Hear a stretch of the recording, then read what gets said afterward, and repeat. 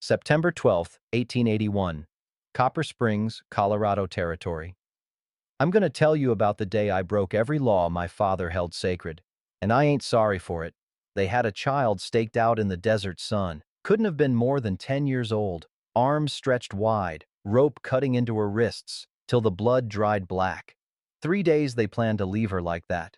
Called it justice. Called it God's will. I called it murder dressed up in Sunday clothes. Now I ain't no hero. Spent 15 years after the war keeping to myself, raising cattle, minding my own business. But when that little Apache girl looked up at me, lips cracked from thirst, eyes begging what her voice couldn't say, I saw something that stopped my heart cold. A jade horse pendant hanging round her neck. Same one I'd carved for my daughter Rose before she was taken from me. By dawn, either we'd be free, or buried 6 feet under. The sun hadn't cleared the eastern ridge when my nephew Oz came running across the pasture like his britches were on fire. I was mending fence posts with Clyde Mercer, my ranch hand, been with me since Shiloh, and the look on that boy's face told me the day was about to go sideways. "Uncle Silas," Oz hollered, breathless. "You gotta ride into town. They got themselves a situation." I kept hammering. "What kind of situation?" "The hanging kind. 'Cept they ain't using rope this time." My hammer stopped mid-swing. Clyde and I locked eyes. We both knew what that meant. By the time we rode into Copper Springs, the town square was packed tighter than a Sunday service. Must have been 40, 50 folks gathered in a circle, and in the center stood Judge Harlan Reed, silver beard, black coat, looking like he was conducting a funeral for someone who wasn't dead yet. 4 men were driving iron stakes into the hard ground. The kind of stakes you use for surveying or tying down a tent in a windstorm, but these weren't for no tent. "Make way," I said, nudging my horse through the crowd. That's when I saw her. Little Apache girl. Couldn't have been more than 10 years old, hands chained in front of her, eyes cast down. She wasn't crying, wasn't fighting, just stood there like she'd already left her body and was watching from somewhere else. "What in God's name is this?" I heard myself say. Judge Reed turned, recognized me, and his mouth curved into something that might have been a smile on a different man. "Ah, Mr. Brennan. Come to witness territorial justice, have you?" "I come to witness what you're calling justice," I said. "Looks more like cruelty to me." A murmur rippled through the crowd. "You didn't talk to Judge Reed like that. Not if you valued your standing in this territory." Reed stepped forward, hands clasped behind his back like a schoolmaster addressing a slow pupil. "This savage was caught with my silver pocket watch. Theft is theft, regardless of age or tribe. The old ways demand accountability." "The old ways," I repeated. My jaw was working like I was chewing leather. "You mean the sun judgment?" "Precisely. 3 days under heaven's gaze. If she survives, God has spoken in her favor. If not—" He let the words hang there. I'd seen the sun judgment once before. My own father used it during the Indian Wars, back when I was Oz's age. Said it was merciful compared to hanging because it let God decide. Truth was, nobody survived 3 days staked out in September sun without water. It was execution with extra steps and a prayer tossed on top. "She's a child," I said. "The law don't care about age, Brennan. Your father taught you that." The crowd shifted. Some nodded agreement. Others looked away, ashamed but not brave enough to speak. My hand found the scar on my face, the one I got at Shiloh, temple to jaw. Always did that when the war memories came back, when I remembered what men could do to each other with law and righteousness on their side. "My father ain't here to defend his choices," I said. Reed's eyes narrowed. "Careful, Brennan. You're treading on dangerous ground." That's when they brought her forward to the stakes. 2 deputies grabbed her arms, stretching her out spread eagle on the ground. She didn't make a sound. But her eyes? Lord, her eyes swept across that crowd like she was searching for one person, just one, who'd see her as human. And that's when I saw it. Hanging from a leather cord around her neck. A jade horse pendant. Small, delicate, carved with a knife by someone who'd taken their time getting it right. My breath stopped. 15 years ago, I'd carved that exact horse. Gave it to my daughter Rose for her 8th birthday, 2 weeks before the Cheyenne raid that took her and her mama from me. We'd buried Mary Catherine, never found Rose. Figured she was dead, had to believe it or I'd have lost my mind, but that pendant, the girl's head turned. Our eyes met, and in that instant something passed between us. Recognition. Not of me specifically, but of intention. She saw a man who might help. Her hand moved in the dirt. Fingers drawing something while the deputies tied her wrist to the stakes. A horse. Same profile as the pendant. Same as I'd carved. Judge Reed, I said, my voice sounding far away even to my own ears. That's enough. The crowd went silent. Reed turned, surprise flashing across his face. I beg your pardon? I swung down from my horse. Started walking toward the center of that circle, boots kicking up dust with each step. I said that's enough. Reed's hand moved to the pistol at his hip. Mr. Brennan, you are interfering with lawful punishment. I'd advise you to mount your horse and return to your ranch before you join this savage in her judgment. I kept walking. Didn't stop until I was standing between him and that child. This ain't judgment, I said. This is murder, and I ain't gonna stand by and watch it happen. The crowd erupted, shocked voices, angry shouts. Oz grabbed my arm. Clyde positioned himself at my back. Judge Reed's face went hard as stone. Silas Brennan, you have just committed an act of rebellion against territorial authority. Guards, arrest this man. They didn't arrest me. Not right then, anyway. Judge Reed stood there, hand still on his pistol, weighing his options. See, arresting a man for speaking his mind was one thing. Arresting Silas Brennan, Confederate veteran, established rancher, man who'd helped half the territory get their start, that was another matter entirely. This ain't over, Brennan, Reed said, voice low enough only I could hear. You've got till sunrise tomorrow. Bring that girl to stand her judgment, or I'll bring the full weight of territorial law down on everything you hold dear. He turned to the crowd. Due to interference, we'll postpone this proceeding 24 hours. Same time tomorrow. Anyone harboring this criminal will answer to me. The deputies released the girl. She collapsed soon as the ropes came off, wrists bleeding where the hemp had cut in. I scooped her up. She didn't weigh nothing, all bones and grit, and carried her to my horse. Nobody tried to stop me. But the looks I got, Lord have mercy, you'd have thought I was carrying the devil himself. By the time we reached the ranch, the girl had passed out from heat and fear. Clyde rode ahead to prepare the guest room. Oz kept asking questions I couldn't answer. Uncle Silas, why she got Cousin Rose's necklace? Don't know yet, boy. Is she really gonna be okay? If I got anything to say about it. We carried her inside to Mary Catherine's old room. Hadn't been used in 15 years. I couldn't bear to go in there after she died, but now it seemed right somehow. I laid the girl on the bed gentle as I could. Her breathing was shallow, skin hot to the touch. My old army surgeon training kicked in, checked her pulse, looked for signs of heat stroke, examined the rope burns on her wrists. Oz, fetch cool water and clean cloths, I said. Clyde, get the salve from the barn, the one we use on rope burns for the cattle. They scattered like quail. I worked careful, cleaning the wounds, checking for infection. The whole time, that jade pendant lay against her chest, catching the lamplight. I pulled out the one I'd been carrying for 15 years, held them side by side, identical, down to the notch on the ear where my knife had slipped. Boss. Clyde stood in the doorway holding the salve. You thinking what I'm thinking? Don't know what I'm thinking yet, I said. But that necklace could have been traded, sold. Passed down. Could have been.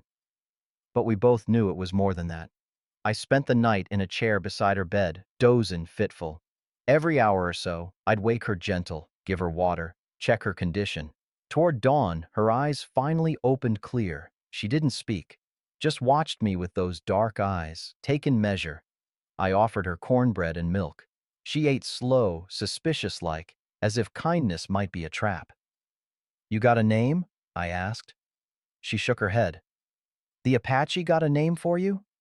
A nod. Her fingers moved, signing something I didn't understand. Can't read hand talk, I said. But if you can't speak, we'll figure something else. Oz appeared with his school slate and chalk. The girl's eyes lit up. First spark of life I'd seen. She took the chalk, started drawing on the floor. First, she drew a bird in flight. Dove, Oz guessed. She nodded, drew more, water fallen. River. Swift river? I tried. She shook her head, frustrated. Tried again. Little bird. Small. Little dove, Clyde said from the doorway. She nodded hard, relief flooding her face. Then she drew something else. My breath caught. A man's face. Scar running from temple to jaw. She pointed at me, then at the drawing. You've seen me before? I asked. She shook her head. Drew more. A woman, long hair, singing. She made wavy lines around the woman's mouth. The woman holding a child. The woman pointing at a picture of the scarred man. My heart damn near stopped. Mary Catherine told you about me, I whispered. Your mama told you. Little Dove's hand touched the jade horse, then touched her chest, then pointed at me. Before I could respond, Clyde hissed from the window. Boss, we got company. I moved to look. The road leading to the ranch, dust cloud, multiple riders. How many? 20, maybe more. And boss? His voice went tight. They're carrying torches. Even in daylight, they carried torches. That meant only one thing. Oz's face went white. Uncle Silas, that's a mob. I checked my rifle, made sure it was loaded. Clyde did the same. Little Dove scrambled to her feet, eyes wild. Oz, take her to the root cellar, I said. Don't come out no matter what you hear. But uncle, now boy. The riders were closer. I could hear 'em now. Angry voices, horses snapping through the sage. Judge Reed's voice above the rest, calling out like he was leading a crusade. Silas Brennan, you're harboring a criminal. Send her out or we'll burn you out. I stepped onto the porch, rifle across my chest, Clyde at my side. 23 men, all armed, all staring at me like I'd betrayed everything decent. And at the front, smiling like the cat that got the cream, sat Judge Harlan Reed. Last chance, Brennan, he called. Hand over the savage or face the consequences. My finger rested light on the trigger guard, not threatening, just ready. She ain't property, I said, voice carrying across the yard.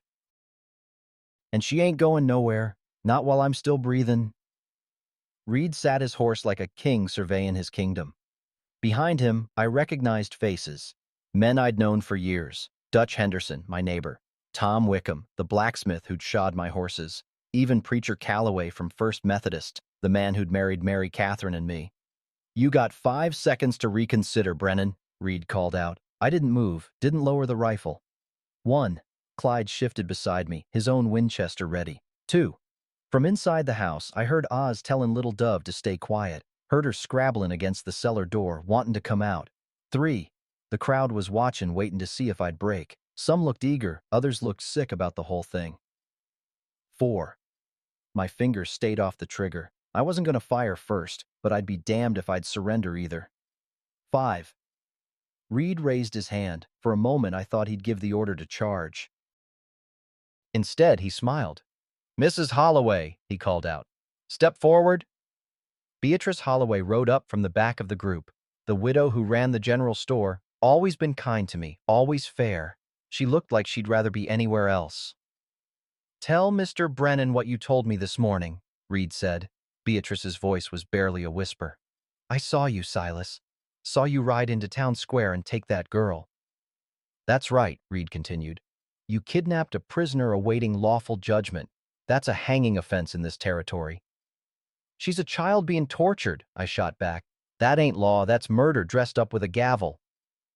Your opinion of the law don't change the law, Reed said. He turned in his saddle, addressing the crowd like a prosecutor. This man, Silas Brennan, who we've known for years, has chosen to side with a savage thief over his own community, over the very men who helped him build his ranch. Over the laws his own father helped establish. Murmurs rippled through the riders. I saw Dutch Henderson look away, shamefaced. Furthermore, Reed continued, he's threatened violence against legally deputized citizens. He's harboring a fugitive, and he's shown contempt for territorial authority. Reed's eyes locked on mine. The penalty for such actions is clear: seizure of property, forfeiture of cattle and land, and imprisonment pending trial. My stomach dropped. He was going to take everything. However, Reed said, letting the word hang there, I'm a reasonable man, a godly man. I'll offer you a choice, Brennan. I didn't speak, just waited. Hand over the girl. Submit to house arrest until the territorial judge arrives next month. You'll pay a fine, serve some time, but you'll keep your ranch, keep your livelihood, keep your nephew's future intact. He leaned forward in his saddle. Or refuse, and I'll burn this place to the ground. You'll hang for rebellion, and that girl will die anyway, slow and painful, as God intended for thieves. The rifle felt heavy in my hands. 23 armed men against me and Clyde, Oz and Little Dove hiding in the cellar. Everything I'd built since the war, this ranch, this life, balanced on a razor's edge. What's it gonna be, Brennan? I looked at those men, saw the ones who were enjoying this, saw the ones who were just following orders, and saw the few, Dutch, Tom, Beatrice, who looked like they wanted to help but didn't know how. Judge Reed, I said, voice steady despite everything, I got a question for you. Speak. That silver watch you claim she stole, when'd you last see it? Reed's jaw tightened. Yesterday morning, before she was apprehended. Funny thing, I said, because I was in your office 3 days ago about them water rights. You weren't wearing no watch then, remember? You asked me the time and I had to tell you it was 2:30. The crowd shifted. A few men exchanged glances. Reed's face darkened. You're mistaken. Am I? Because Tom here? I nodded at the blacksmith. He sold you a watch chain just last week. Said you told him you'd finally gotten yourself a proper timepiece. Seems odd you'd buy a chain for a watch you already owned. Beatrice's head snapped up. She'd caught something in what I said. This is irrelevant, Reed blustered. The girl had the watch. That's all that matters. Was it in her pocket or in her hand when your men found her? I asked. Pocket. Seems peculiar, I continued, that an Apache child who don't speak English, who's terrified of white folks, would steal a watch and then keep it in her pocket instead of running with it or hiding it somewhere smart. She's a savage, Reed snapped. They don't think like civilized people. But I saw it, just for a second, panic flashing across his face. Or maybe, I said slow and clear, she didn't steal nothing. Maybe somebody planted that watch on her. Somebody who needed a reason to kill a child who'd seen something she shouldn't have. The crowd erupted. Angry shouts from Reed's supporters, shocked gasps from others. That's slander, Reed roared. That's... A single rifle shot cracked across the valley. Everyone froze. From the ridge above my ranch, a lone figure sat on horseback. Old woman, Apache by the look of her, rifle still smoking. She called out in English, voice carrying like thunder. White men who hurt children, you bring shame. White men who protect children, you bring honor. Choose which you are. Then she was gone, melting into the rocks like smoke. Reed's horse spooked. Half the riders reached for weapons, looking around frantically. In the confusion, Dutch Henderson rode forward, separated from the group. Silas, he said quiet, just for me. Trust me. When I tell you to, surrender. Not to Reed, to me. Before I could ask what he meant, Reed regained control of his mount and the mob. Enough games, Brennan. Your answer, now. I looked at Dutch. Saw something in his eyes, a plan maybe, a desperate hope. My hands loosened on the rifle. All right, I said. I'll surrender. Reed smiled, victorious. But not to you, I finished. To the federal marshal, when he arrives in 3 days. Till then, the girl stays with me. Reed's face went purple with rage. You don't got 3 days. You got 3 seconds before you what? Dutch cut in, voice loud and official. Before you assault a man on his own property without due process. Judge Reed, I'm a sworn deputy of this territory, and I'm telling you, federal law trumps local judgment when it comes to capital crimes. You want Brennan, you get the marshal. Reed rounded on Dutch. You're siding with him? I'm siding with the law, Dutch said. The real law. Not whatever you're calling this. For a long moment, nobody moved. Then Reed jerked his reins hard. Fine, 3 days. But come dawn on the 4th day, if that federal marshal ain't here, I'm coming back. And I won't be asking permission. He wheeled his horse, the mob following. But as they rode off, Reed called back one last threat. "And Brennan, that old squaw on the ridge, I know where the Apache camp is. You keep that girl, I'll make sure her whole tribe pays the price." The dust settled. Dutch remained, along with Beatrice. "What just happened?" I asked. Dutch swung down from his horse. "What happened is you just bought yourself 3 days to prove that girl's your daughter, because if you can't—" He didn't finish. Didn't have to. Beatrice stepped forward, pulling a folded paper from her coat. "Silas, there's something you need to see. Records from the orphan asylum in Santa Fe, from 15 years ago." My hands shook as I took the paper. It was a ledger entry. Alms, child recovered from Cheyenne raid. Female, approximately 8 years old. Jade pendant. Crescent birthmark right shoulder. Placed with Bennett family. Missionary work. The jade pendant. The birthmark Rose had. "Where's this Bennett family now?" I managed to ask. Beatrice's voice was soft. "Dead. Both of them. Fever took them 2 years back. The girl ran off before she could be placed again. Nobody's seen her since. Until she showed up here. In Copper Springs. Just in time to witness whatever Reed was hiding." Dutch gripped my shoulder. 3 days, Silas. We prove she's Rose, and Reed can't touch her. She's your legal daughter, your responsibility. But if we can't prove it—" The cellar door burst open. Little Dove came running out, Oz right behind her trying to hold her back. She ran straight to me, grabbed my hand, and pressed something into it. A piece of chalk she'd drawn on her palm. One word in shaky child's handwriting.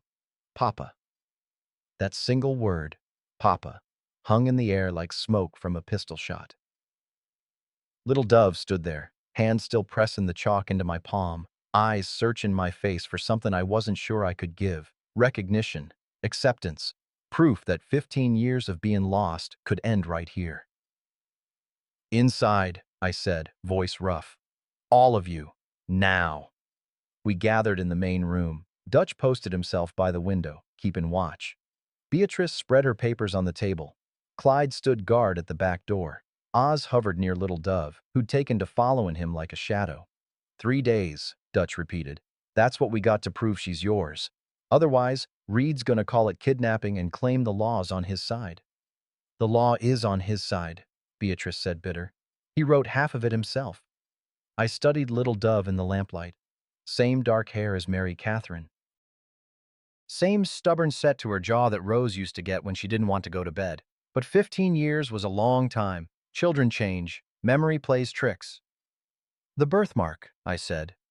"You mentioned a birthmark." Beatrice nodded. "Crescent moon shape. Right shoulder.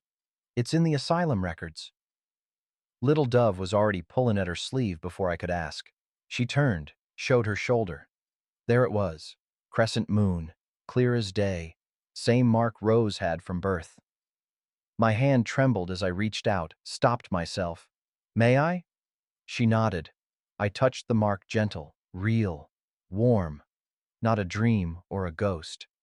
"Lord have mercy," Clyde whispered. But Dutch wasn't convinced. "Birthmarks ain't uncommon. We need more. The jade pendant. Where'd she get it?" Little Dove grabbed the chalk again, drew quick on the floorboards. Woman, singing, giving pendant to child, then fire, screaming, running. "The raid," I said. "Mary Catherine must have given it to her. Told her to run. Or," Dutch said careful, "some other woman gave some other pendant to some other child. Silas, I want this to be Rose, same as you do. But we need proof that'll hold up in front of a federal judge." He was right. Hope wasn't enough, not against Reed. Outside, the wind picked up. Strange for September, hot wind from the south, carrying the smell of dust and distance. Oz went to the window. Sky's turning funny, all yellow-like. Storm coming. I could feel it in my bones, the way old soldiers feel rain in their wounds. But this wasn't a rainstorm. This was something else. The horses in the corral started acting up, pawing the ground, ears back, nervous. Clyde noticed it too. "Boss, animals are spooked." Then we heard it. Faint at first, then growing louder. Dogs barking in town, mile away. Not one or two, all of 'em. Whole chorus of warning. Little Dove's head snapped up.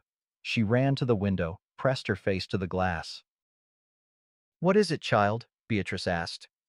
Little Dove pointed south, toward the Apache territories. And there, just visible against the darkening sky, a thin line of smoke rose up. Then another, then three more.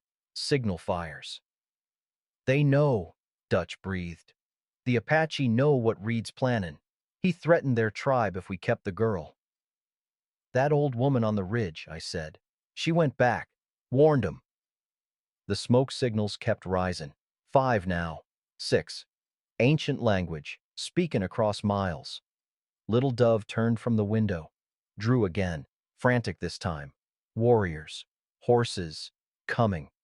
"She's saying they're coming here," Oz translated. "To help?" Little Dove shook her head hard. "Drew more. Warriors. Reed's men. Fighting." "Oh, God," Beatrice whispered. "Reed's gonna blame the Apache for all this. Use it as an excuse to—" She didn't finish. We all knew. Massacre. Full-scale attack on the reservation. Reed would call it defense. Call it justice for uprising, and he'd use Little Dove as the excuse. Proof that the Apache were harboring criminals, threatening white settlements. One child's life would be the match that burned down everything. Dutch was already moving. "I got a ride to the reservation. Try to stop this before—" Hoofbeats. Coming fast from the north this time. We all went still. Clyde cocked his rifle. I moved toward the door. Single rider, pushing his horse hard. He came into the yard, dismounted running. Tom Wickham, the blacksmith. "Silas," he shouted. "Reed's gathering men at the church, calling it a militia. Says the Apache are planning an attack, says we gotta strike first." "That's a damn lie," I said. "I know it, you know it, but half the town's scared out of their minds. And Reed—" Tom caught his breath. "Reed's got the Mackey brothers riding in from New Mexico. You know what that means." Ice ran through my veins. The Mackey brothers. Hired guns. Killers who'd murder their own mothers for the right price. "When?" Dutch demanded. "Sundown tomorrow. Reed's leading 100 men to the reservation. Says he's gonna root out the criminals and—" Tom looked at Little Dove. "Says he's gonna make an example of anyone who helped that girl escape justice." "He means me," I said. "He means all of us," Beatrice corrected. "Anyone who stood with you." The wind howled louder. From the south, more smoke signals. From the north, church bells ringing in Copper Springs, call to arms. Little Dove grabbed my hand, squeezed hard. Her other hand went to the jade pendant. Then she did something that stopped my heart. She sang, voice tiny and cracked from years of not speaking but clear enough. A lullaby, one I hadn't heard in 15 years. The same lullaby Mary Catherine used to sing to Rose every night. "Sleep, little darlin', the stars know your name. Sleep, little darlin', the night holds no blame. When morning comes bright and the shadows take flight, you'll wake in the arms that will hold you tight." The room went silent. Even the wind seemed to hush. "That song," Beatrice whispered. "Mary Catherine sang that. Only her. She made it up herself." Little Dove finished the verse, looked up at me with Rose's eyes, with my daughter's eyes. "Papa," she said again, "I remember. Mama sing, every night, till fire come." Thunder rumbled in the distance, not from clouds, from the south. Drums, Apache war drums, answering Reed's bells. Dutch grabbed his hat. "We got maybe 12 hours before this whole territory goes up in flames. 12 hours to prove she's yours, stop Reed, and prevent a war." "How?" I asked. He pulled out the asylum papers again. "There's one person who'd know for certain. The doctor who examined her when she was brought in, Dr. Samuel Graves. He's in Santa Fe." "That's 2 days' ride," Clyde said. "One if you kill your horse getting there," Dutch replied. "And it's our only shot." Outside, the sky had turned the color of a bruise. The horses were screaming now, pulling at their tethers. Dogs still barking in town. And from the south, more drums. Little Dove drew one more picture. Simple, clear, fire. everywhere. Then she looked at me and said the first full sentence I'd heard from her. "We go now, or everyone die." The wind tore the front door clean off its hinges. And there, silhouetted against the hellish sky, stood Judge Harlan Reed with 30 men behind him, every last one of them carrying torches. "Told you I'd be back," Reed called out. "Time's up, Brennan. You're gonna watch everything you love burn, starting with this ranch, then that girl, then the whole damn Apache Nation." He threw his torch. It landed in the dry grass 20 feet from the house. The flames caught instantly, spreading fast as wildfire. The flames spread like the devil's own fingers, reaching for the house with hungry intent. "Get her out the back," I yelled. "Clyde, Oz, take Little Dove to the root cellar. Dutch, Beatrice, with me." We scattered like quail. Reed's men were yelling, circling the property, but they weren't rushing in, not yet. Reed wanted to watch me squirm first. I grabbed buckets, started hauling water from the well. Dutch joined me. We threw water on the flames nearest the house, but it was like pissin' on a forest fire. The September grass was tinder dry. "We can't stop it," Dutch shouted over the roar. "Don't have to stop it," I said. "Just have to slow it till—" Gunshots. 3 quick cracks from the ridge. Reed's men dove for cover. The torches wavered. That old Apache woman again, providing cover fire, buying us minutes we didn't have. "Fall back," I ordered. "To the root cellar." We ran. The house was already catching, roof shakins curling black. Everything I'd built since Mary Catherine died, going up in smoke. The root cellar was built into the hillside. Stone walls, heavy door. We piled in, me, Dutch, Beatrice, Clyde, Oz, and Little Dove. 7 souls in a space meant for 4. I barred the door from inside. We could hear Reed's men yelling, searching, the crackle of flames growing louder. "They'll smoke us out," Clyde said. "Or wait till we suffocate," Dutch added. In the darkness, Little Dove found my hand, squeezed it. Her palm was sweaty, trembling, but she held on fierce. I squeezed back. We sat there in the dark, breathing shallow, listening to my life burn. Must have been an hour before the sounds changed. The flames died down, nothing left to burn. Reed's men talking quieter now, figuring we were dead or gone. "We gotta move," Dutch whispered. "There's a tunnel, old mining shaft that comes out half a mile east. Built it during the Indian Wars as an escape route." "You knew about this?" I asked. "Your daddy showed me, back when we were young bucks thinking we could conquer the frontier." He paused. "Said a man always needs a back door when the front one's burning." We felt our way through the darkness. The tunnel was narrow, damp, smelling of earth and old fear. Little Dove stayed close, her hand never leaving mine. At one point, the passage got so tight, Clyde had to go sideways. I heard him muttering prayers under his breath. Little Dove tugged my sleeve. In the pitch black, I felt her pressing something into my free hand. The chalk. "Can't see to read it, child," I whispered. She guided my finger, tracing the letters she'd drawn. TRUST. My throat closed up. This girl, whoever she'd been, whatever she'd survived, had more faith in me than I had in myself. "I won't let you down," I promised into the darkness. "Not again." We emerged in a ravine thick with cottonwoods. Dawn was breaking, painting the sky pink and gold. Behind us, smoke still rose from where my ranch used to be. Reed's men were gone, probably thought we'd burned or fled into the mountains. Beatrice was the first to speak. "We need to get to Santa Fe. Find Dr. Graves. It's the only proof that'll stand up." "That's 2 days," I said. "We got maybe 12 hours before Reed leads that militia to the reservation." "Then we split up," Dutch decided. "I'll ride to the Apache camp, try to convince him not to engage. You take Little Dove to Santa Fe. Prove she's yours before Reed can start a war." It made sense. Didn't mean I liked it. Then Beatrice pulled out another paper. This one newer, official looking. "Before we do that, there's something you need to know. I did some digging last night." Territorial Law, Section 47. She read aloud.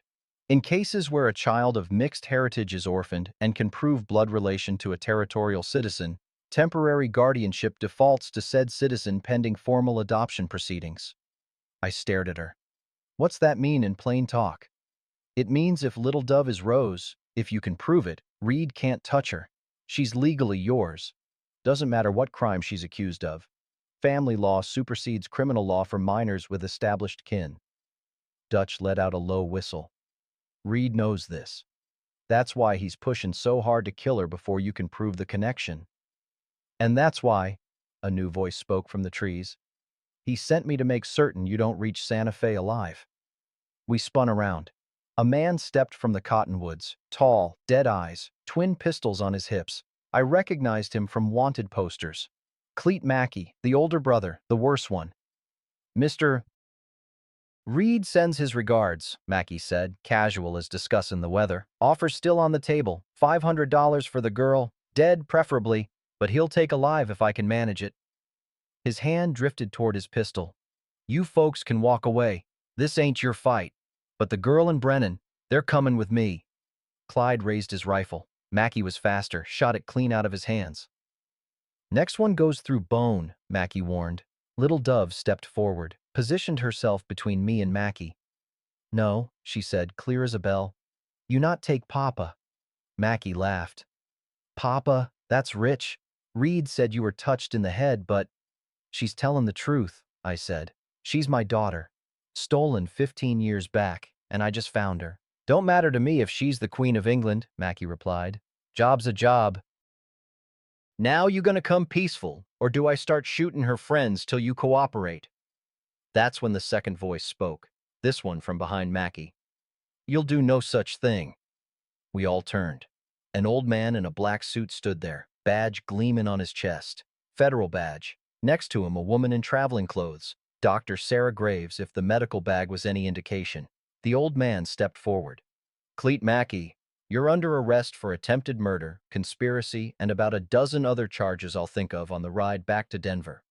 Mackey's hand twitched toward his gun. Don't, the marshal warned. I'm too old to wrestle, so I'll just shoot you and save the paperwork. Mackey's hand stopped. The woman, Dr. Graves, walked straight to Little Dove, studied her face, checked her shoulder for the birthmark. My lord, she breathed. It's true, she's Rose Brennan. I examined this child 15 years ago when she came to the asylum. I'd know that birthmark anywhere. She looked at me, eyes shining. Mr. Brennan, your daughter's alive. For a moment, the world stopped spinning. Then the marshal spoke again, and the hope shattered like glass. There's something else you need to know. Judge Reed didn't wait for sundown. He's marching on the reservation right now, 200 men, and he's carrying torches and kerosene. Little Dove's hand found mine again. On the horizon, new smoke was rising.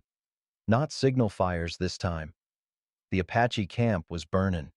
The marshal's name was Samuel Kirkland, 63 years old, been wearing a federal badge since before the war. Face like cracked leather, eyes that had seen every kind of evil man could devise.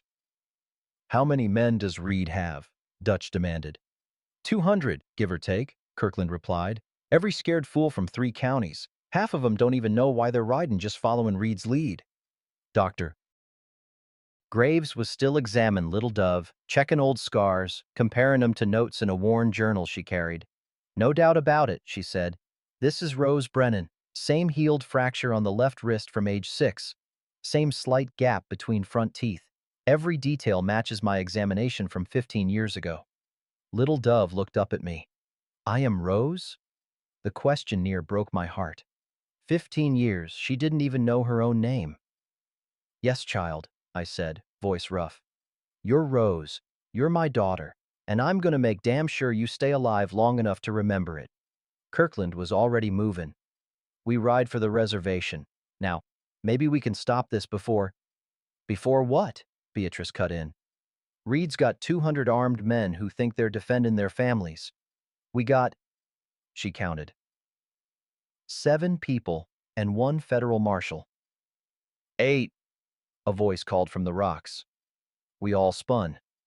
Tom Wickham stepped out, leading 3 horses. Behind him came more figures. A dozen men from town, the blacksmith, the general store clerk, even old preacher Calloway, looking ashamed but determined. Reed lied to us, Tom said. Told us the Apache had kidnapped white children. Told us they were planning to attack the town. He looked at Little Dove. But if she's your daughter, Silas, if she's been the victim all along, then Reed's the criminal, not the Apache. More riders emerged from the trees.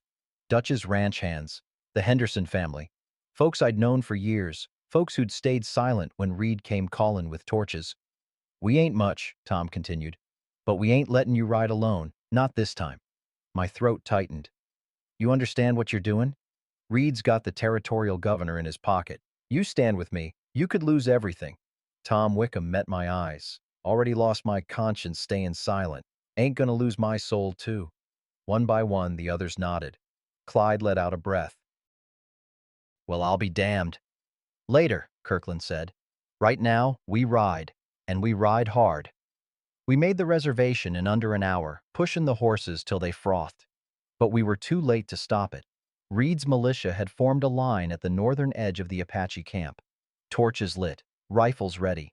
On the other side, Apache warriors, maybe 40 of them, stood their ground, weapons drawn but not fired. Between them, in the no-man's land, stood one figure, the old Apache woman from the ridge. Falling Leaf, Little Dove had called her. She was speaking in Apache, then English, trying to make Reed understand, but Reed wasn't listening. He was loading his rifle. Reed! Kirkland's voice boomed across the field. Federal Marshal, stand down! Reed turned. Saw us riding in, not just me and the Marshal, but 20, 30 townsmen. His face twisted with rage. This doesn't concern you, Marshal, Reed called back. This is territorial business. It concerns me when you're about to murder innocent people based on lies, Kirkland replied. He rode forward, badge catching the morning light. I got sworn testimony from Dr. Sarah Graves that the girl you condemned is Rose Brennan, daughter of Silas Brennan, legal citizen of this territory. You planted evidence on her to justify murder. A murmur ran through Reed's militia, doubt flickering across faces. She's a half-breed, Reed shouted. Her mother was Apache. That makes her a citizen by blood and by law, Dr. Graves called out, riding forward with her documentation. I have the birth records, the asylum records, medical proof of identity, everything you tried to destroy. Reed's hand went to his pistol. You're all conspirators, traitors to your own kind, siding with savages over what? I rode forward, Little Dove in front of me on the saddle, over the truth. Over a child's life? I lifted Rose, my Rose, so everyone could see. This is my daughter, stolen from me 15 years ago, survived against odds that'd break most men. And you, I pointed at Reed, you tried to kill her to hide your own crimes. Reed's militia was fracturing, men lowering their weapons, whispering among themselves. Don't listen to him, Reed screamed. He's been corrupted by— Shut your mouth, Harlan. Everyone froze. The voice came from within Reed's own ranks. A man pushed forward, rifle lowered. It was Sheriff Amos Garrett from the next county over, Reed's own deputy for 10 years. I'm done, Garrett said. Done with your lies. Done with your schemes. He looked at the militia. Any of you men got eyes can see what's happening here. Reed's been playing us for fools. Garrett walked across the no-man's land, stood beside Kirkland. Marshal, I got evidence too. Been collecting it for 2 years. Reed's been trafficking Apache children to Mexican mines, selling them like cattle. I got ledgers, bills of sale, witness statements. Reed's face went white, then purple. You traitorous. The only traitor here is you, Garrett said. Reed's militia was dissolving. Men dropping weapons, backing away, realizing they'd been led into something dark. On the Apache side, Falling Leaf lowered her rifle. Spoken English for all to hear. White man with honor. We welcome. White man with lies. She spat in Reed's direction. We spit on. Kirkland drew his pistol. Harlan Reed, you're under arrest for human trafficking, conspiracy to commit murder, corruption of office, and about 50 other charges I'll think up on the way to Denver. Reed's hand twitched toward his gun. Don't, I warned. But Reed wasn't looking at Kirkland or me. He was looking at Rose. Pure hatred in his eyes. If I can't have justice, he hissed, neither can you. He drew. I threw myself over Rose, felt the bullet crack past my ear, 3 shots rang out. Not from me, from Tom Wickham, Sheriff Garrett, and Falling Leaf. Reed dropped, gun fallen from his hand. He hit the ground hard, gasping blood spreading across his white shirt. Kirkland rushed over, checked him, looked up, shook his head. He's done. The field went quiet. 200 men on one side, 40 warriors on the other, and in between, the body of the man who'd nearly destroyed 'em all. Falling Leaf walked to me, looked at Rose for a long moment. Then she smiled. First time I'd seen her smile. She has her mother's spirit and her father's stubbornness. She touched Rose's face gently. We thought her dead, but the spirits kept her safe, brought her home. Rose looked at Falling Leaf. You knew my mother? Willowong was my sister's daughter, Falling Leaf replied. Your blood runs in both worlds, child. You are bridge between peoples. Rose turned to me. Papa, I don't remember everything, but I remember singing and love and someone who never stopped looking. I couldn't speak, just held her while 15 years of grief finally broke loose. As the sun climbed higher, Kirkland organized Reed's arrest, or what was left of it. The militia dispersed, shamefaced.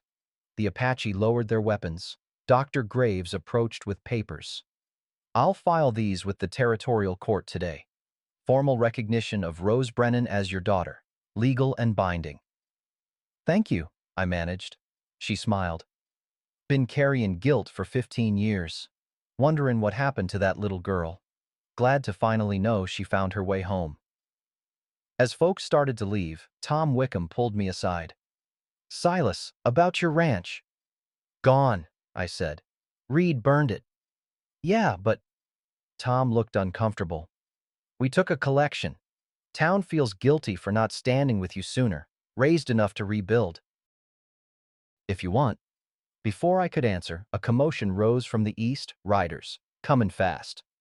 Kirkland's hand went to his gun. More trouble? But these weren't Reed's men. It was Dutch Henderson, riding like hellfire. Behind him, my breath caught. Behind him was Beatrice Holloway. And behind her, in a wagon, was every stick of furniture from my house that hadn't burned.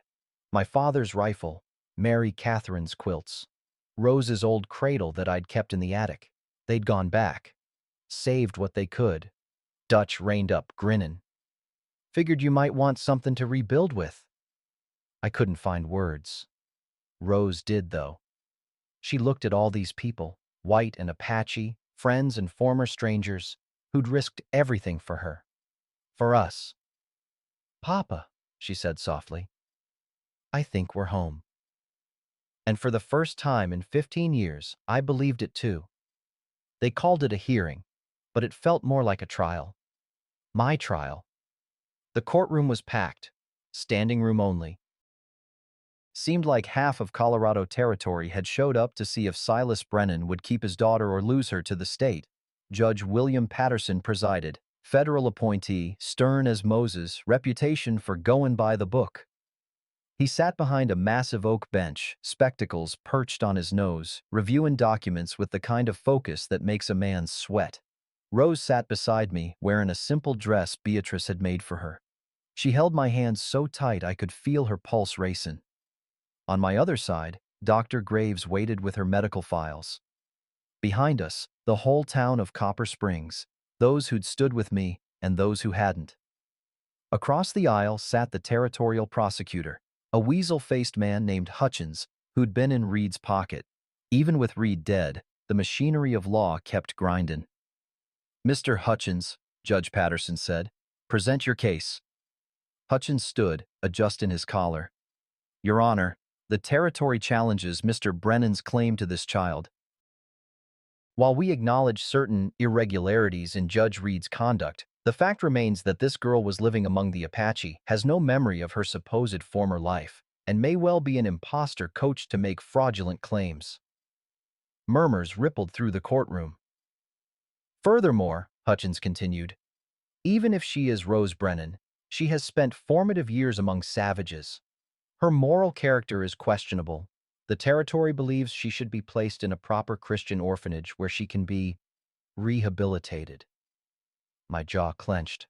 Rose's hand trembled in mine. "Mr. Brennan," Patterson said. "Your response?" I stood, hat in my hands.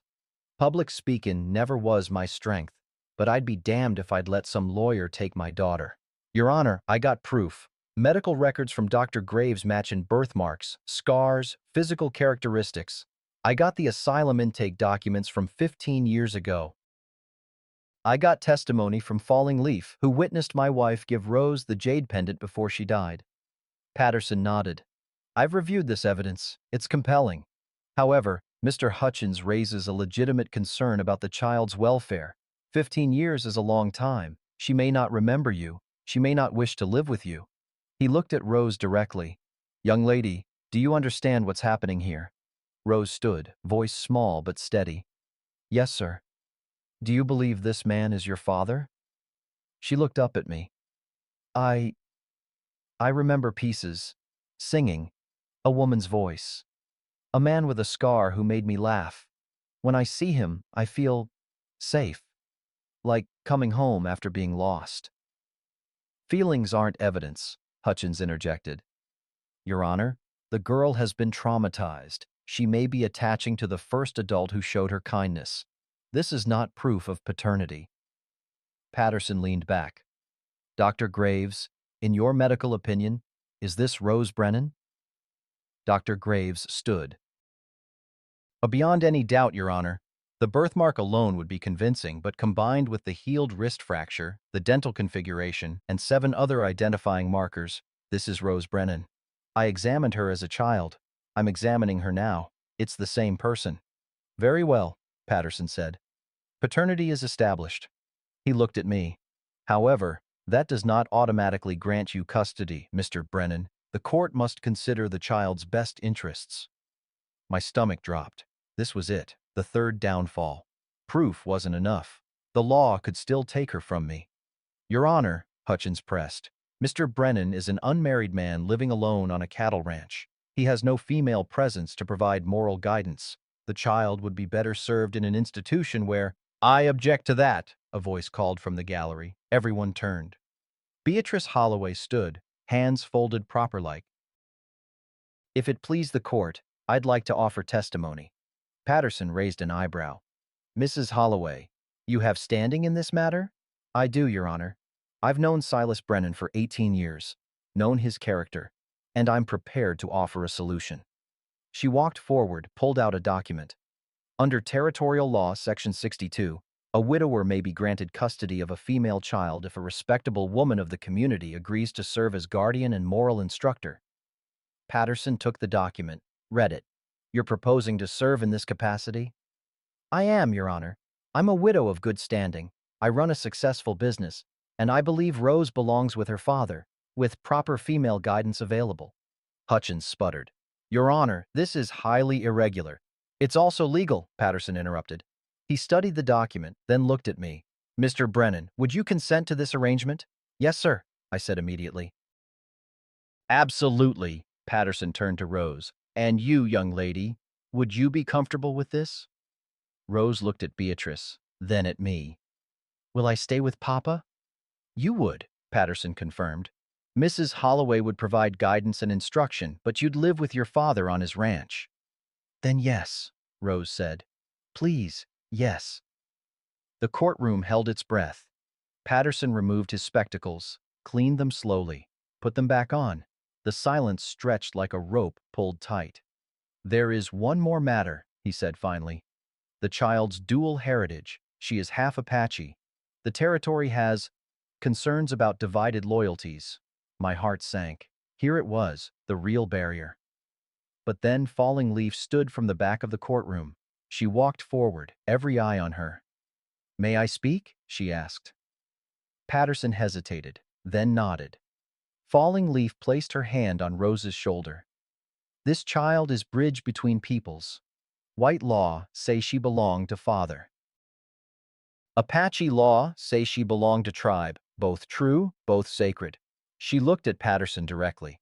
"We do not ask you take her from father. We ask you honor both her bloods. Let her walk in both worlds. This is old way of peace." Patterson considered this. You're suggesting shared custody? I'm suggesting what is right, Falling Leaf replied. Child belongs with father, but also belongs with mother's people. She learn both ways, become what Great Spirit intended, one who brings understanding. Hutchins started to object, but Patterson raised his hand. Mrs. Holloway, would you consent to allow the child to spend time learning her maternal heritage? Beatrice looked at Falling Leaf, then nodded. I would, Your Honor. Seems only right she know where she comes from. Patterson picked up his gavel. This court finds that Rose Brennan is indeed the biological daughter of Silas Brennan. Furthermore, this court finds that her best interests are served by remaining with her father under the moral guidance of Mrs. Beatrice Holloway, with regular contact with her maternal tribe to honor her heritage. He paused. However, there is one condition. Mr. Brennan, you will report to this court every 6 months for the next 2 years to demonstrate that you are providing proper care. Any evidence of neglect or misconduct, and this ruling will be revisited. Do you understand? Yes, Your Honor, I said, voice breaking. Thank you, Your Honor. The gavel came down. Custody is granted. This hearing is adjourned. The courtroom erupted. Rose threw her arms around me, sobbing. Beatrice joined us, crying herself. Clyde and Dutch were slapping each other's backs. Even Falling Leaf allowed herself a small smile. But as we left the courthouse, Oz came running up, face pale. Uncle Silas, there's riders coming.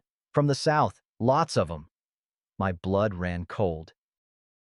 Reed was dead, but his organization wasn't. How many? 50, maybe more. And Uncle Silas? Oz's voice shook. They're carrying Reed's banner, saying they're coming to finish what he started. Rose gripped my hand. Papa? I looked down at my daughter. Finally, legally, mine. Then looked at the dust cloud rising on the southern horizon. Get everyone inside, I said to Dutch. This ain't over yet. I stood on the courthouse steps, watching that dust cloud grow closer. 50 riders, maybe more. Reed's banner snapping in the wind, black cloth with a silver gavel, symbol of his twisted version of justice. But something in me had changed. 2 weeks ago, I'd have been calculating escape routes, worrying about survival. Now, with Rose's hand in mine and the law finally on our side, I felt something different, clarity. Marshal Kirkland, I called. He was already moving organizing townsfolk into defensive positions. I see 'em, Brennan. They ain't getting her, I said. Simple. Final. Kirkland looked at me, saw something in my face that made him nod. No, they ain't. The riders slowed as they approached Santa Fe. At their head rode a man I recognized, Clayton Reed, Harlan's younger brother. Same silver beard, same cold eyes, but meaner. Harlan had hidden his cruelty behind law. Clayton just wore it plain. They stopped 30 yards from the courthouse. Clayton dismounted, walked forward alone. He carried a rifle but held it casual-like. Silas Brennan, he called. I believe you got something that belongs to my family. Your family's dead, I replied. And he died a criminal. My brother died defending this territory from savages. And you, Clayton pointed at me with the rifle barrel. You sided with them against your own kind. My own kind? I stepped down from the courthouse steps. Rose tried to hold me back, but I squeezed her hand once, let go, kept walking. My own kind is anyone who values a child's life over pride and profit. And your brother was trafficking children, selling them like cattle. That make him your kind? Murmurs from Clayton's riders. Some shifted uncomfortably. Lies, Clayton said. Spread by Apache sympathizers and corrupt federal marshals. I got the ledgers, Sheriff Garrett called from the courthouse door. Names, dates, prices. Your brother kept meticulous records. Want me to read them out loud? See how many of your riders recognize the names of children who disappeared? Clayton's jaw tightened. Those ledgers are forgeries. Then explain this. A new voice. From Clayton's own group. A rider pushed forward. Young man, maybe 25. Face I didn't recognize. He dismounted, walked past Clayton, stood in the middle. My name's Michael Henderson, he said loud enough for everyone to hear. Dutch Henderson's son, 10 years ago, I was taken from my family during an Apache raid, or that's what we thought. Truth is, I was sold. Judge Reed arranged it. Sold me to a mine in Mexico. Gasps from the crowd. Dutch stepped forward, face white. Michael, but you died. They told us you died. I almost did, Michael replied. Worked in that mine till I was 15. Then I escaped, came back to find my family, but by then, Reed had convinced everyone the Apache killed me. I've been hiding, gathering evidence, waiting for someone brave enough to stand against him. He turned to Clayton. Your brother destroyed families, white families, Apache families. Didn't matter to him as long as the money flowed. And you, he pointed at Clayton, you knew. You helped run the operation. Clayton's face went purple. That's a lie. I got witnesses, Michael cut him off.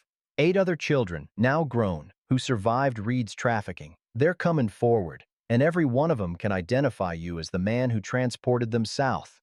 The revelation hit like thunder. Clayton's riders started backing their horses up, wanting distance from their leader. This is a conspiracy, Clayton shouted. You're all in on it, trying to destroy the Reed family name. The Reed family destroyed its own name, Judge Patterson said, emerging from the courthouse. Mr. Clayton Reed, I have federal warrants for your arrest on charges of human trafficking, conspiracy, and accessory to murder. Clayton raised his rifle. I ain't going nowhere. 50 rifles cocked, not from Clayton's men, from the townsfolk, the Apache warriors who'd ridden in with Falling Leaf, even some of Clayton's own riders who'd finally seen the truth. Put it down, Kirkland ordered. For a long moment, Clayton stood there, weighing his odds. Then something in him broke. Not surrender, something worse. Desperation. If I can't have justice, he said, echoing his brother's last words, then nobody can. He swung the rifle toward Rose. I was already moving, threw myself between her and the barrel, but I wasn't alone. Tom Wickham hit Clayton from the side. Dutch tackled him from behind. Clyde kicked the rifle away. Within seconds, Clayton was on the ground, 5 men pinning him down. Papa! Rose screamed. I turned, caught her as she ran to me. I'm all right, darlin'. I'm all right. Kirkland hauled Clayton to his feet, snapping chains on his wrists. Take him to the federal jail. Anyone who rode with him willingly is under arrest, too. Most of Clayton's men were already dropping weapons, claiming they didn't know, they were just following orders. Maybe some were telling truth, maybe not. Either way, the Reed Empire was finished. Dutch was holding his son, both of them crying. Other families were coming forward now, parents who'd lost children years ago, hearing Michael's testimony, wondering if their own kids might still be alive. Falling Leaf approached me, placed a hand on Rose's head. The rope is cut, she said. The fire is out. The child is free. I nodded, too overwhelmed to speak. Judge Patterson cleared his throat.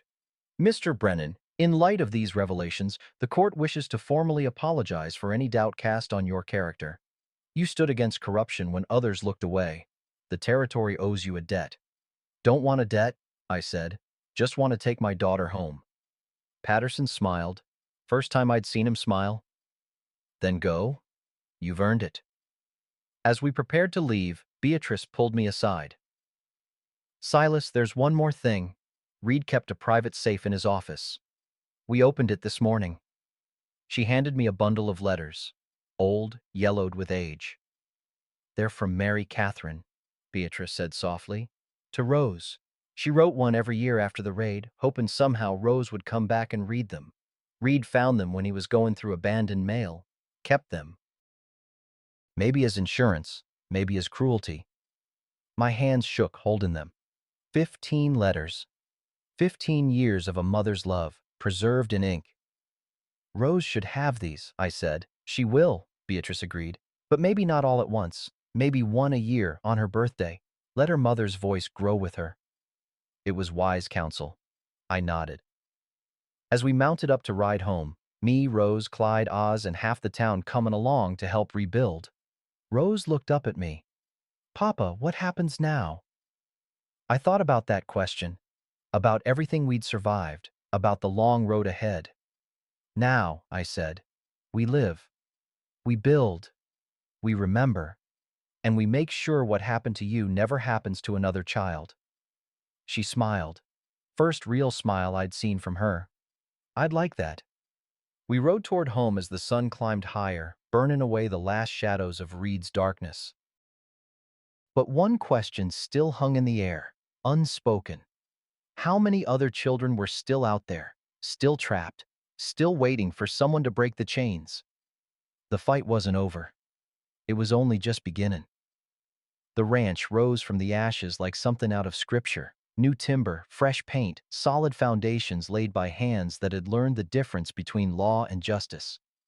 Rose, I could call her that now without hesitation, stood on the porch, watching the sunrise paint the mountains gold. She'd grown 2 inches, filled out some, started smiling regular-like, still had nightmares sometimes, still went quiet when strangers rode up, but she was healing. We both were. Beatrice had moved into the guest house we'd built. True to her word, she taught Rose readin', writin', manners, all the things a young lady needed. But she also let Rose spend time with Falling Leaf, learnin' the old ways, herbs, tracking the language of her mother's people. Bridge between worlds, Falling Leaf had called her. Turned out to be true. "Papa?" Rose called from the porch. "Someone's comin'." I set down the fence post I was mendin', shaded my eyes. Single rider, movin' slow, not threatenin', careful, like they didn't want to spook us. As they got closer, I recognized the horse, Marshal Kirkland's bay mare. But it wasn't Kirkland riding. It was a woman, young, maybe 30, wearing trail clothes and a determined expression. She reined up in the yard, dismounted stiff like she'd been riding for days. "Mr. Brennan?" she asked. "That's right." "My name's Elizabeth Cordell. I'm a reporter for the Denver Post." She pulled out a notebook. "I've been investigating the Reed trafficking operation, following the evidence Marshal Kirkland uncovered." My stomach tightened. We'd tried to put that behind us. "What about it?" I asked. "We found 17 children," she said, voice catchin'. 17 still alive in mines across Mexico and New Mexico. Because of you, because you stood up when everyone else looked away, we got federal marshals down there now bringing them home." The words hit me like a physical blow. 17 children. "There's more," Elizabeth continued. "Congress is drafting new laws. Federal oversight of territorial judges, mandatory investigation of missing children, protection for mixed heritage citizens. They're calling it the Brennan Act." I couldn't speak. Rose had come down from the porch, standing beside me now. "Because of your daughter," Elizabeth said, looking at Rose, "and because you refused to let her die, you changed everything.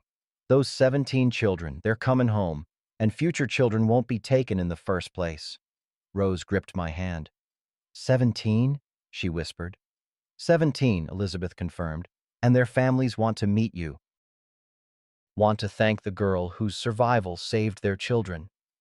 Before I could respond, more riders appeared on the horizon. Not threatening this time, grateful.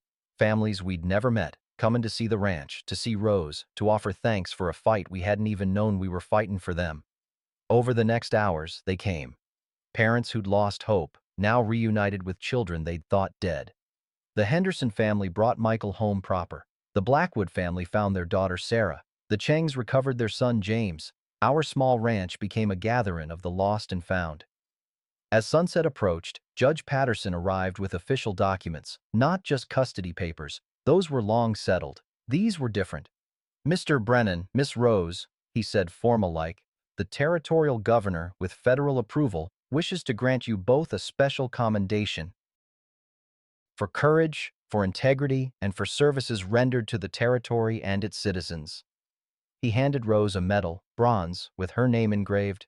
"This is for you, young lady, for survivin' when survival seemed impossible, for speaking truth when silence would have been easier, for being a bridge between peoples when division seemed inevitable." Rose took it with shaking hands. "I didn't do nothing special, just tried to stay alive."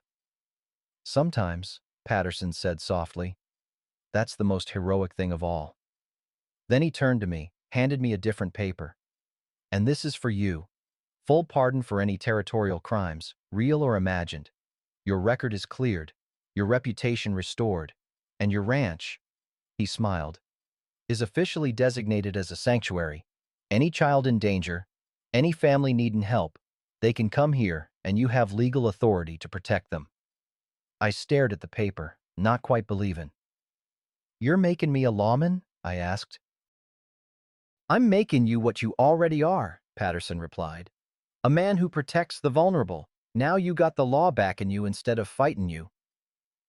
As the sun touched the western ridge, casting long shadows across the rebuilt ranch, everyone gathered for a meal.